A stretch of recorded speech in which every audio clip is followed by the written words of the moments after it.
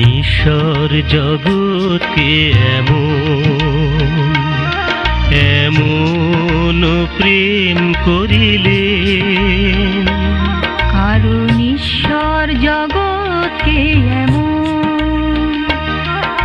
এমন প্রেম করিলে, যে আপনার একজাত পুত্রকে দান করিলে,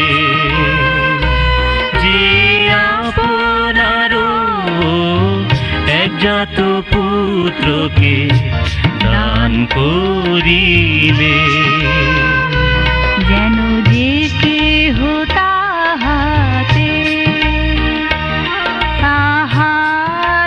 বিশ্বাস করে, যেন যে কেহ